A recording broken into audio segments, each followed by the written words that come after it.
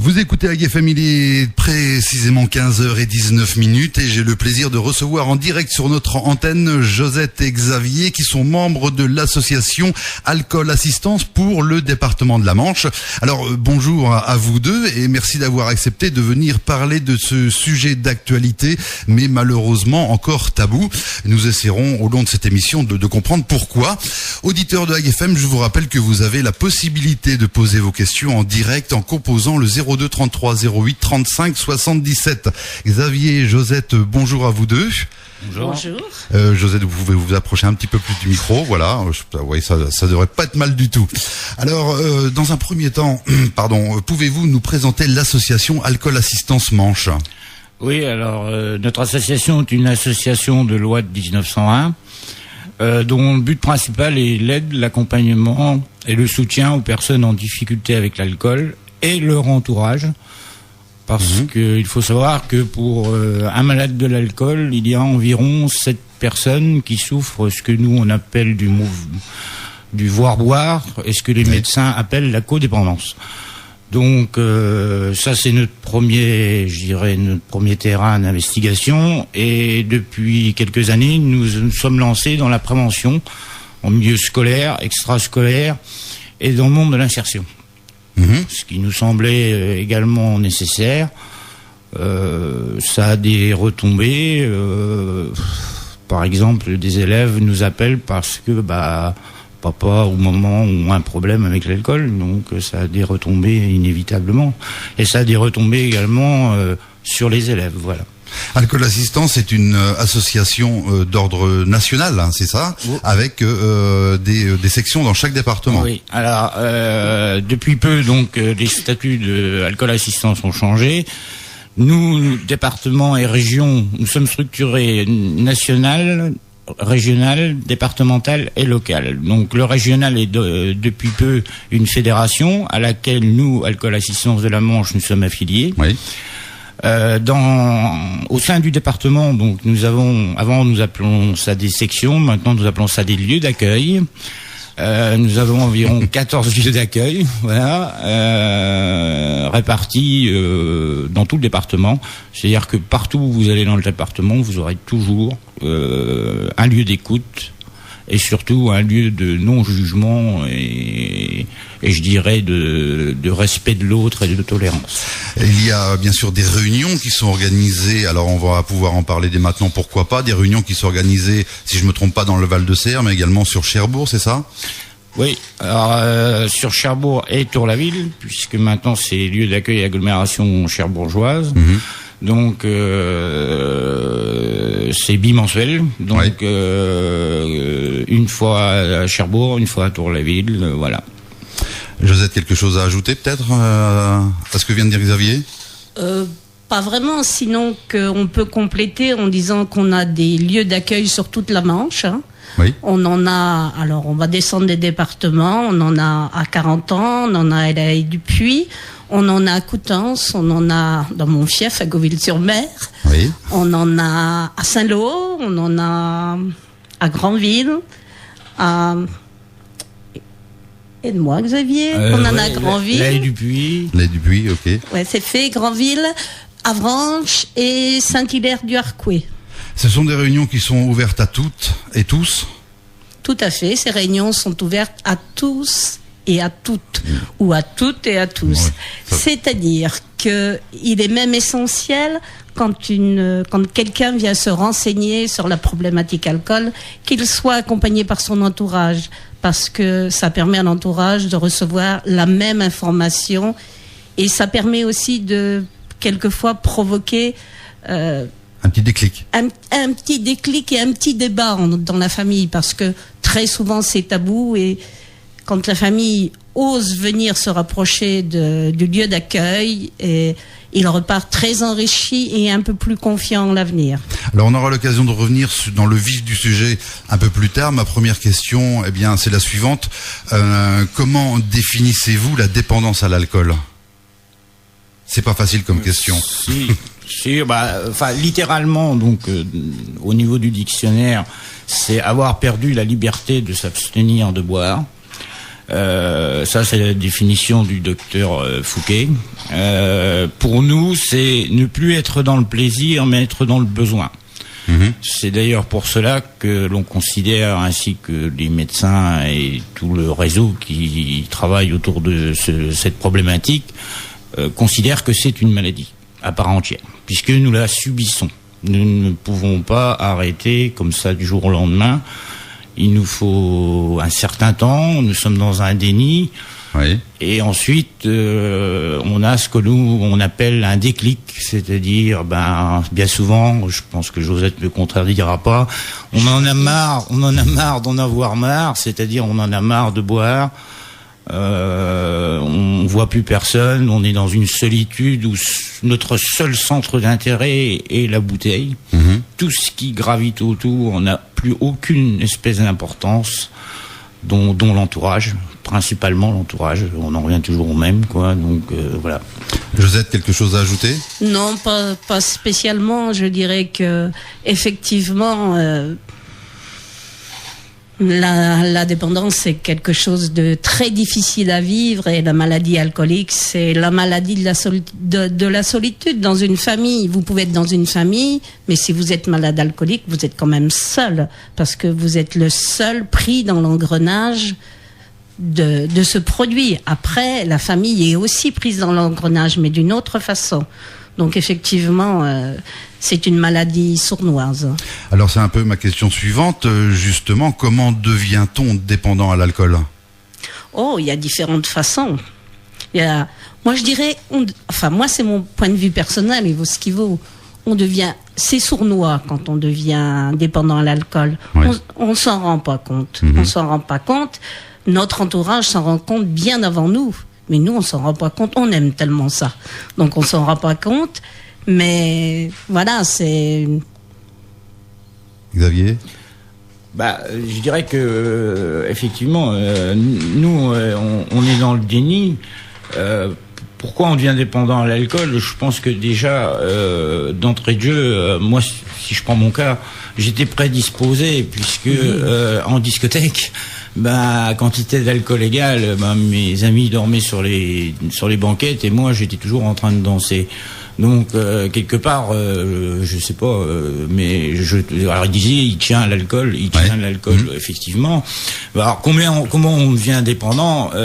Il est très difficile de faire la différence entre un buveur excessif, c'est-à-dire qui est au-delà de la limite des 3 verres par jour fixée par l'OMS, et le dépendant. La frontière est si mince, et on bascule sans le savoir, que comme l'a dit Josette, du jour au lendemain, de buveur excessif dans la dépendance.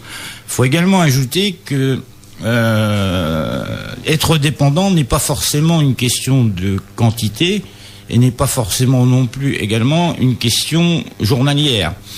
On peut être dépendant si on s'adonne, comme c'est la mode actuellement, à l'alcool défonce le week-end. Oui, c'est effectivement, on ressent qu'il y a un petit effet de mode là-dessus, hein. Oui, alors cette mode, entre guillemets. Voilà, elle existait déjà, hein, on en parle un peu plus parce qu'effectivement les chiffres sont en constante augmentation.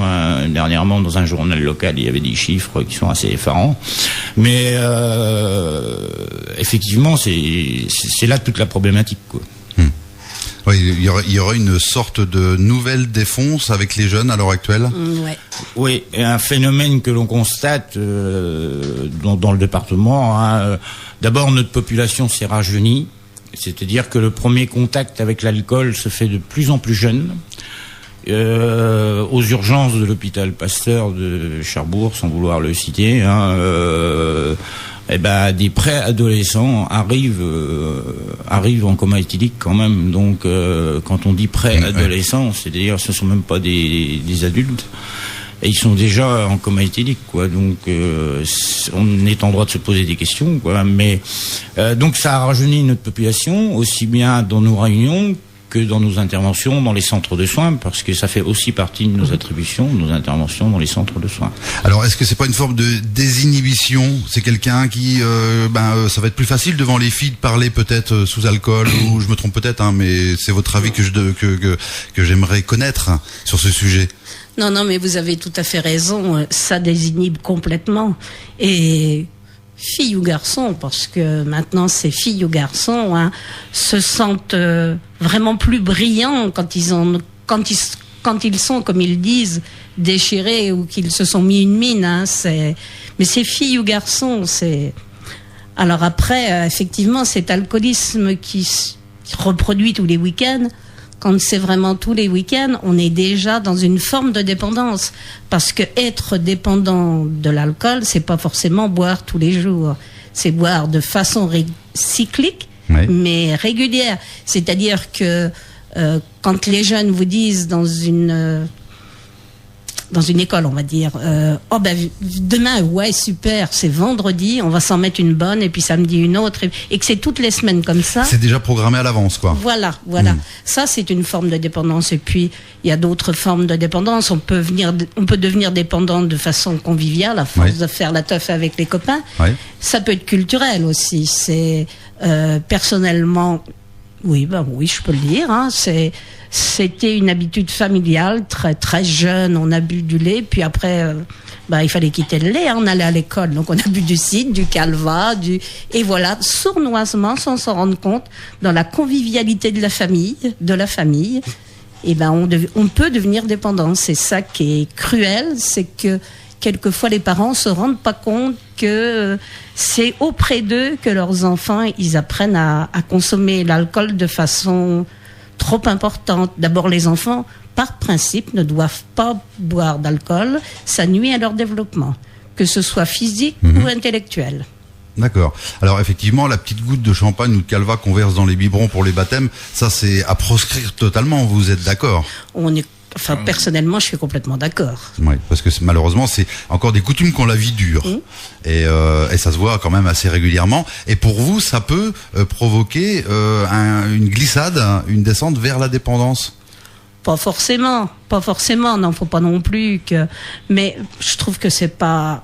Personnellement, je trouve que c'est pas un bon principe. Ça veut dire, déjà... Tu grandis, voilà, l'alcool, tu vas l'associer à la fête, et voilà. Après, le lien alcool-fête, c'est vite fait. Chaque geste, chaque habitude, chaque comportement inscrit des choses dans le cerveau de l'enfant. Donc, soyons raisonnables. Puis les addictologues s'entendent à dire que de toute façon, plus tard, le premier contact avec l'alcool a lieu, mieux c'est, oui, parce que c'est là que va se déclencher ou non. Plus tard, c'est le premier contact le plus important. C'est-à-dire où je le rejette, cet alcool, ce premier contact avec l'alcool, où j'aime ça, ou bien j'apprécie sans plus, voilà. Mais c'est ce premier contact avec l'alcool qui va construire notre vie de convivialité ou pas autour de ça, quoi.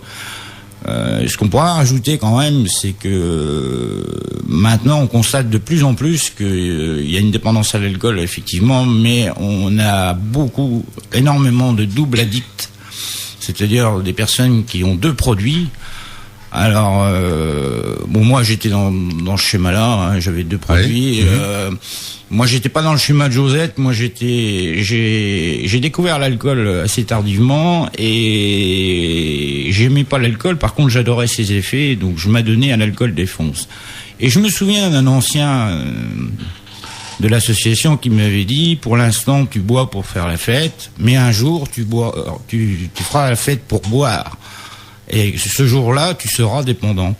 Et ce jour-là est arrivé très vite, puisqu'un an plus tard, j'étais devenu dépendant. Donc effectivement, ça peut aller très vite. On est d'accord que, donc pour récapituler, on boit, mais on se rend pas compte par nous-mêmes qu'on glisse dans une dépendance. C'est bien cela. On se rend compte qu'on est dépendant à partir du moment où on peut plus s'en passer. Mais le temps qu'on glisse, on s'en rend pas compte. On aime tellement ce produit que, voilà. Et puis un jour, on se dit, zut, j'ai besoin d'un verre pour aller au lycée, j'ai besoin d'un verre pour aller rencontrer mon chef de service, j'ai besoin d'un autre verre pour aller passer le permis de conduire, pourquoi pas, hein. Et voilà, mais là, c'est trop tard. En fait, ce qui est sournois dans l'alcool, je dis tout le temps, on devient dépendant de façon sournoise. Ce qui est sournois dans l'alcool, c'est qu'on se rend pas compte quand on passe la ligne rouge. Et la ligne rouge, elle est pas au même niveau pour tout le monde.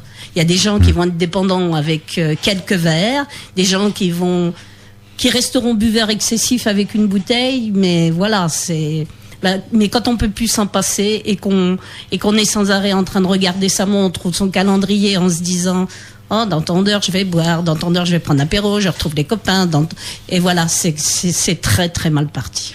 D'accord. Bon, effectivement. Alors, on en a déjà parlé, ou quoique non, pas forcément. Au niveau des symptômes, concrètement, comment quelqu'un peut-on deviner qu'il est en train de glisser ou de devenir dépendant?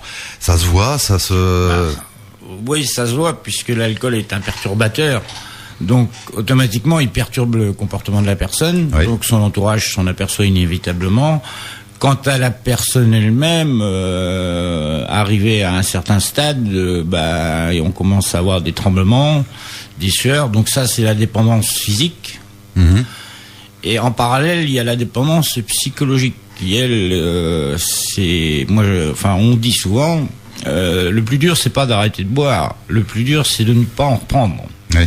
Parce que cette fameuse dépendance psychologique, ça se situe, un médecin l'expliquera mieux que nous, mais ça se situe dans une partie du cerveau que nous ne contrôlons pas. Mmh. Et cette partie, évidemment, comme nous ne la contrôlons pas, quand nous avons envie de boire, évidemment, c'est difficile de lutter. Voilà. D'accord. Les symptômes sont de deux ordres. Hein. Psychologiquement, on peut plus s'en passer, et physiquement, ça crée quand même des dégâts. Bien sûr, ça crée des dégâts et ça provoque aussi tout un tas de pathologies. Hein. Ouais. Par exemple, l'artérite, par exemple des problèmes de foie, par exemple des oublis, par exemple, ça crée vraiment un panel de pathologies, c'est incroyable. Quelque chose à ajouter avant qu'on fasse une petite pause sur ces symptômes ou sur ce qu'on a déjà vu, hein, notamment la dépendance, avant de passer à d'autres questions juste après un petit morceau de musique? Je crois que dans les symptômes, un qu'on oublie, qui pourtant est assez important, c'est les oublis. Alors, ou on oublie, ou alors on répète.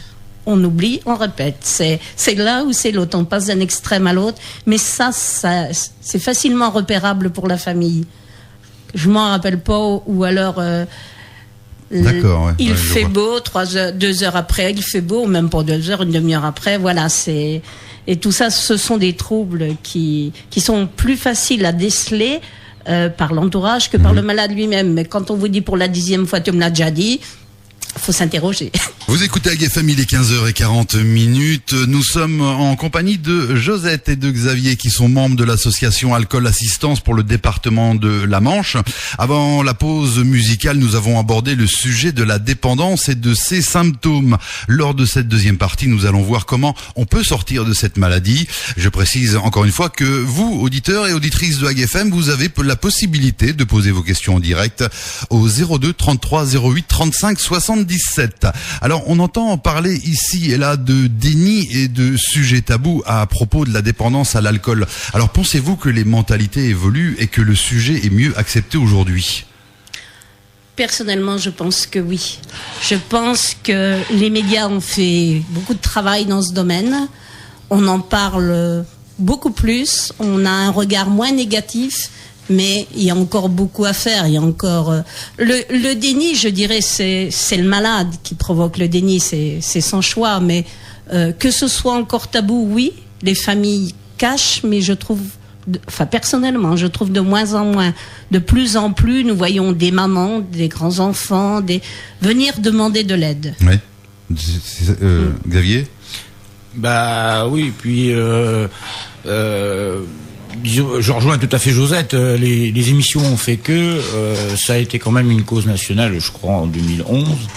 On en parle de plus en plus, aussi bien dans les médias télévisés que autres, même dans les journaux.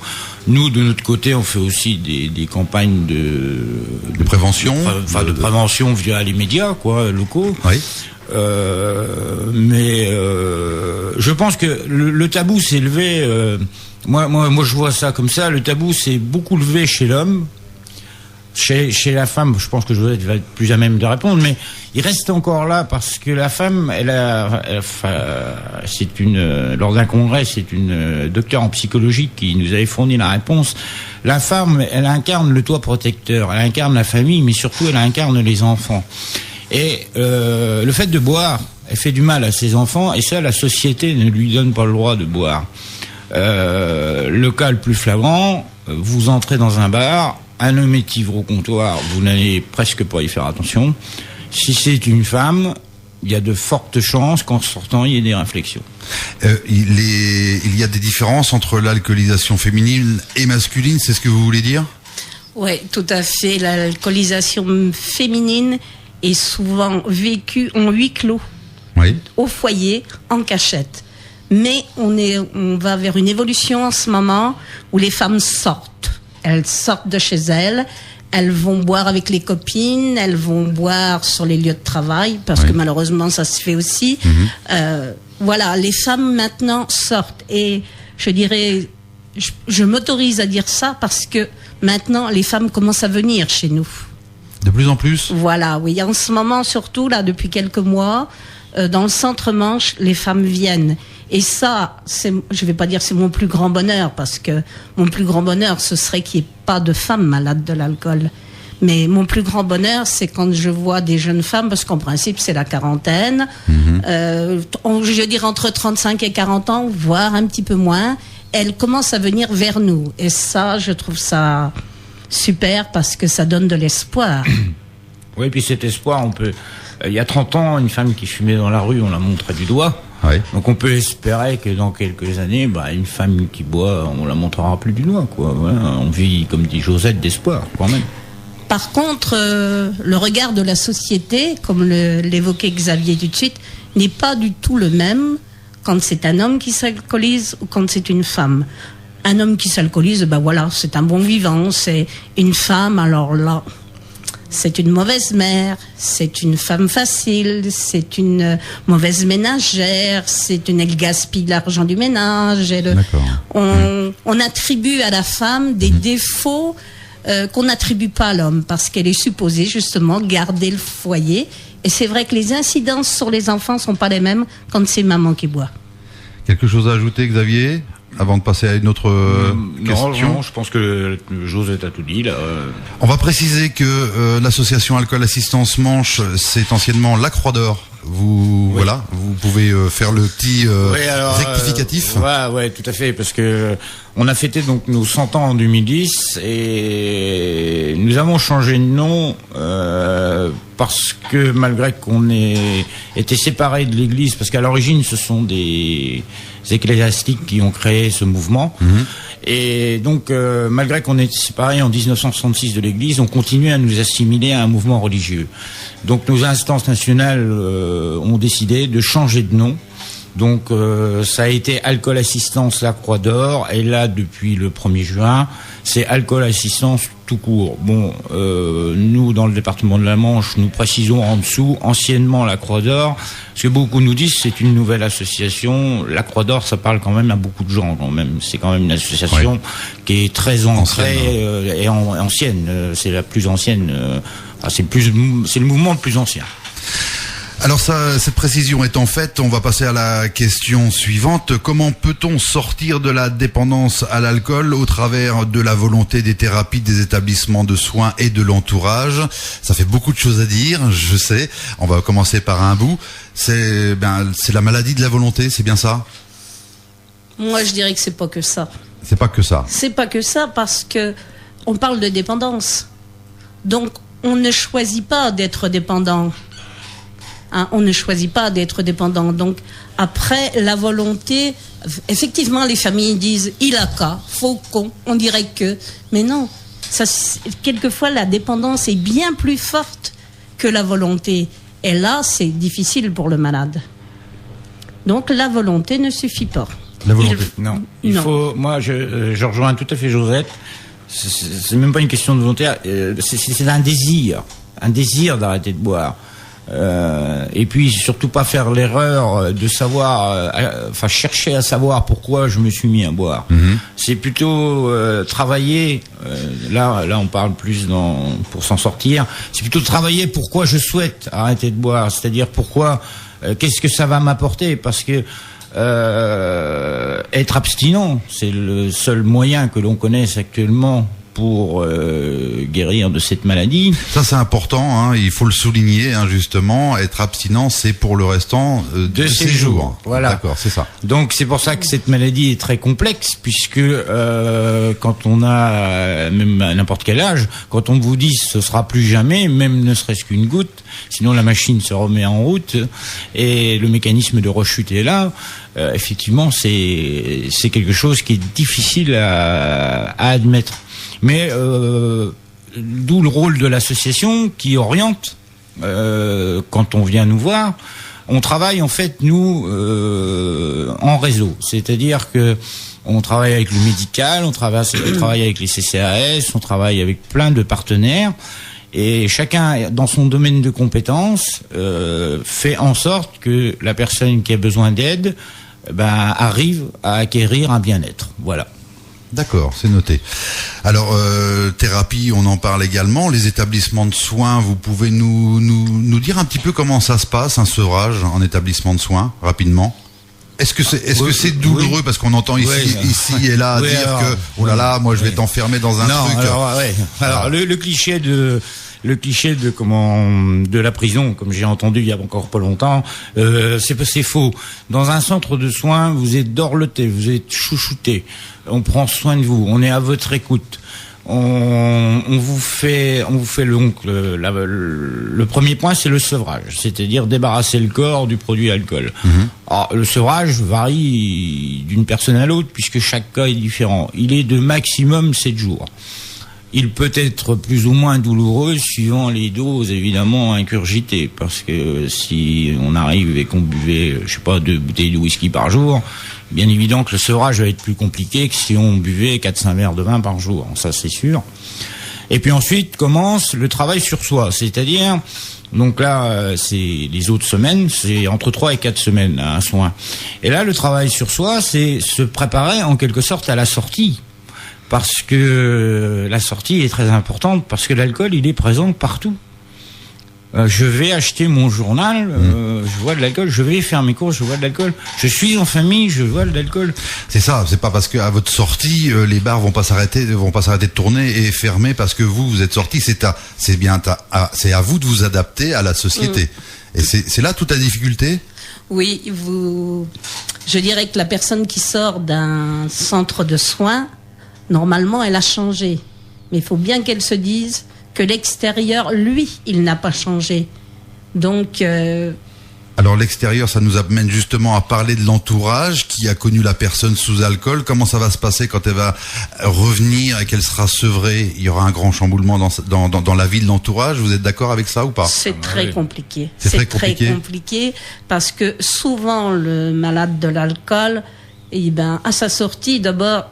Très souvent, c'est regrettable, mais c'est comme ça. Il aimerait bien qu'on lui déroule le tapis rouge. J'ai arrêté de boire. Mais non, la normalité aurait voulu qu'il ne boive pas déjà. Et puis ensuite, il veut reprendre son rôle, il veut reprendre sa place dans la famille. Il a négligé tout un tas de choses, surveiller les devoirs des enfants, faire les courses, enfin des choses diverses et variées. Et tout d'un coup, il veut s'occuper de tout. Et il dépossède son conjoint ou sa conjointe de tous les droits que le conjoint s'était octroyé le temps de la maladie. Donc, automatiquement, ça crée des conflits, d'où l'intérêt pour les entourages de rejoindre un groupe entourage. Alors, le groupe entourage de la Manche est un peu en sommeil, mais il existe un numéro d'appel qui est le 02 33 45 40 34. Et là, les personnes ont la chance d'avoir Jean-Pierre au téléphone, qui est très rassurant, qui, je pense, donne des conseils judicieux, parce qu'il y a des erreurs à pas faire à la sortie. Mais c'est vrai que le retour au domicile, il y a une lune de miel qui dure 2 ou 3 jours, et puis après, ça se complique. Mais il faut que chacun y mette du sien. Faut que chacun y mette du sien. Effectivement, c'est un problème général et non pas individuel dans ce cas-là, quoi. Il faut que chacun y mette du sien, comme vous l'avez dit, et de la bonne volonté pour que il se retrouve enfin une harmonie au sein de la famille qui a quand même pas mal. Oui, d'accord. Si vous n'avez rien à ajouter, on va passer à la dernière question juste avant de faire une petite pause. Quel suivi est indispensable après un sevrage alcoolique? Alors on en a rapidement parlé avec les associations entre autres, hein, c'est ça. Il faut pas rester seul. Non, c'est-à-dire après une cure, enfin une sortie de centre de soins, il y a un suivi médical. Alors celui-ci, il faut le faire, évidemment. Mais dans le temps, ce suivi médical, en moyenne, au bout d'un an, je dirais que voilà, il s'estompe, quoi, le suivi médical. Donc nous, on est là dans la complémentarité de l'association. On est là dans la complémentarité. Pourquoi ? Parce que il faut de temps en temps ne pas oublier d'où on vient. Parce que on a tendance à oublier d'où on vient si on nous le rappelle pas de temps en temps. Le fait de fréquenter un groupe d'anciens buveurs comme ça, où il y a des personnes parfois qui viennent alcoolisées, demander de l'aide, ça nous renvoie des images qui sont fortement négatives. Et moi, je me souviens, en début d'abstinence, je ressortais des réunions de Cherbourg.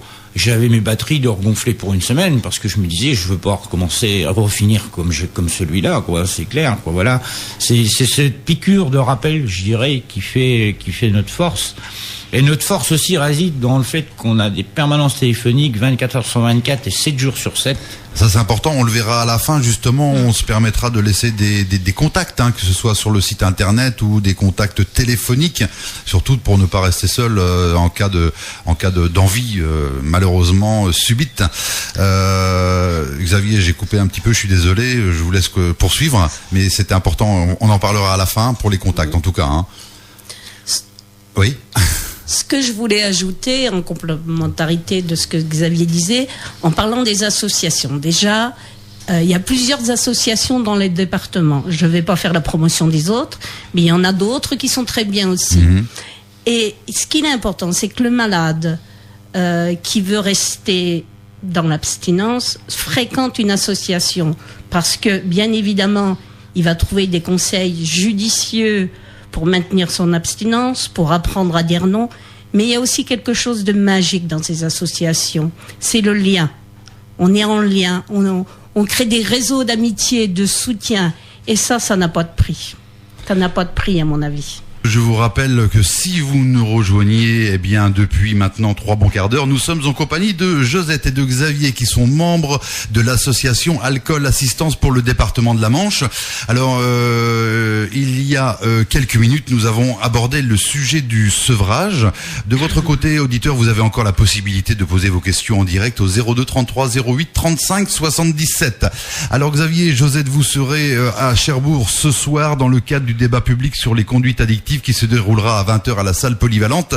Quel est le programme de cette soirée de prévention ?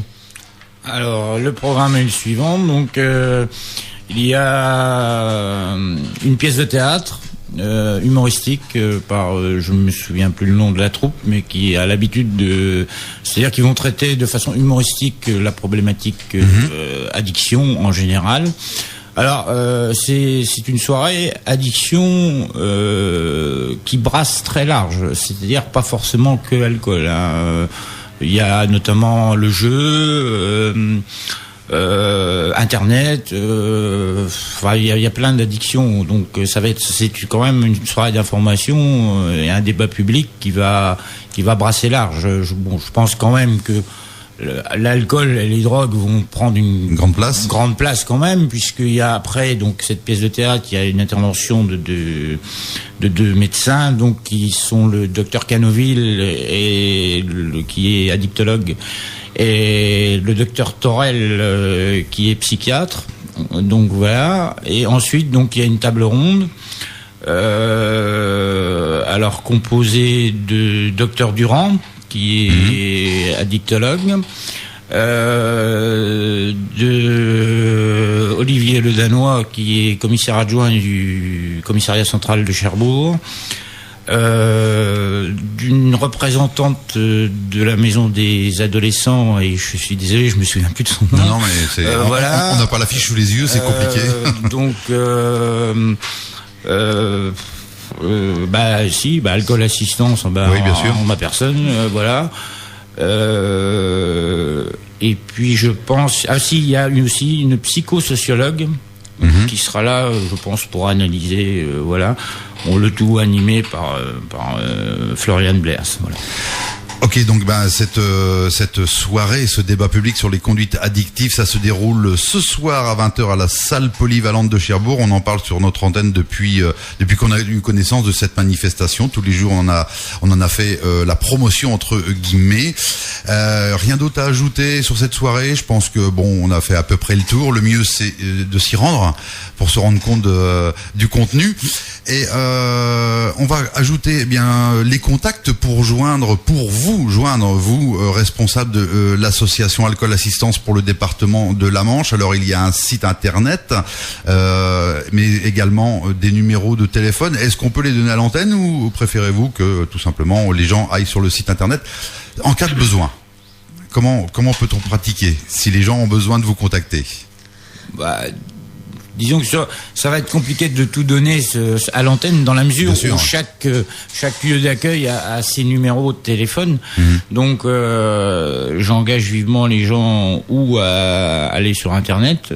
Donc sur le site de Alcool Manche, puisqu'il existe, sur le site national qui est alcoolassistance.net.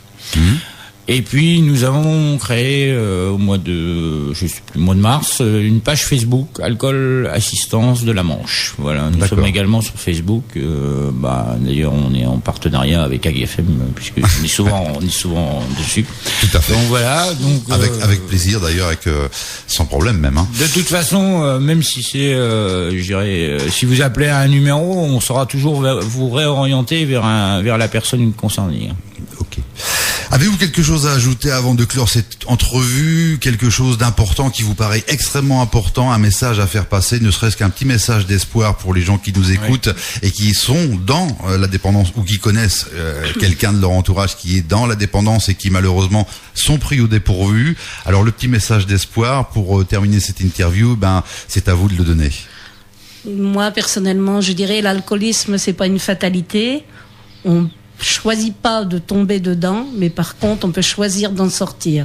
Il faut juste accepter d'être aidé par les soignants, par les associations, et ne pas hésiter à aller se renseigner dans un lieu d'accueil. Alors là, dans la région, il y en a à Cherbourg, à Tour-la-Ville, à Quetou, à Valogne, voilà. On a tout ce qu'il faut, et puis après, quand on descend dans la Manche, il y en a beaucoup aussi. Mais il faut venir se renseigner. On n'est pas obligé de s'exprimer. Il faut venir, je dirais, détendu. Il faut venir chercher une information. Il faut savoir que toutes les réunions dans les lieux d'accueil commencent bien entendu par l'accueil, c'est une évidence. Et chaque fois, on rappelle qu'on demande la confidentialité, le respect de la parole de l'autre et la tolérance. Et je pense que quand on a compris que ce système-là marche bien, ça donne envie de venir. Et puis moi, je vais remercier Radio Ag de nous avoir reçus, parce que si on a pu un petit peu promouvoir notre association et en plus donner confiance à des personnes qui nous écoutent en leur disant que Xavier et moi sommes des buveurs guéris de longue date, l'abstinence, ça existe, ça peut durer longtemps et c'est une abstinence heureuse. Ça, donc, faites-nous confiance, on peut vous aider, mais nous ne pouvons pas vous aider seuls. Mais effectivement, quelle preuve que d'être venu ici justement en parler, ça prouve bien que cette abstinence, vous l'avez bu entre guillemets et que vous en parlez maintenant, même sur les antennes des radios. Et ça, c'est encore une fois une preuve que se sortir de l'alcool, c'est possible. C'est cela. C'est une vraie promotion sociale de sortir de l'alcool. C'est une fierté aussi, non? Ah oui, je suis pas fière d'avoir bu, mais je suis fière de ne plus boire. Xavier, pour conclure. Moi, pour conclure, je voudrais lancer un message d'espoir à la fois aux malades, mais également aux entourages. S'il est vrai qu'il est très difficile de se sortir de la maladie alcoolique, vous venez de le dire, il y en a qui s'en sortent. Et plus qu'on ne pourrait l'imaginer. Bien souvent, et moi j'ai fait un constat depuis quelques années, c'est souvent les cas les plus difficiles qui s'en sortent. Ça c'est un constat qu'on fait. Faut pas. Alors si ça peut encourager entre guillemets l'entourage, c'est-à-dire c'est pas parce que l'entourage lui se sent désarmé, il sait plus quoi faire. Qu'il n'hésite pas à venir dans nos réunions, parce que dans nos réunions, on va lui apprendre comment fonctionne le malade de l'alcool, parce que bien souvent l'entourage, son problème à lui, c'est qu'il ne sait pas comment fonctionne le malade de l'alcool, donc il fait des choses qu'il ne devrait pas faire. Ça provoque alors ou des éclats de voix si c'est de l'alcool violent. Ou alors, si c'est quelqu'un qui, par exemple, est abstinent, tu as les yeux rouges, t'as rebu, alors là, il y a de fortes chances, 9 chances sur 10 qu'il sorte et qu'il aille reboire. Voilà, il y a des choses, Josette l'a dit tout à l'heure, à faire et à ne pas faire. Mais toujours garder cet espoir. Et nous, d'ailleurs, notre association, c'est ça, c'est vivre dans l'espoir de voir des gens acquérir un bien-être et une abstinence heureuse où on tire des avantages d'être abstinent. On n'est pas différent des autres. La seule différence entre Monsieur Tout le Monde et nous, c'est que nous ne consommons pas d'alcool et nous avons réussi à faire le deuil de notre alcool. Oui. Il y a un point qu'on a oublié et auquel j'attache une énorme importance, c'est le syndrome d'alcoolisation fœtale. Ah oui, c'est vrai qu'on devait en parler. J'attache une énorme importance parce que la femme qui s'alcoolise ou même qui fume pendant sa grossesse risque de provoquer des problèmes sur son bébé. Et les problèmes provoqués par l'alcoolisation pendant la grossesse sont souvent irréversibles. Donc, je dirais, vous jeunes femmes, ou alors vous jeunes hommes qui allez faire des bébés à vos compagnes, sachez que pendant que pendant la grossesse, c'est alcool zéro, c'est comme le tabac.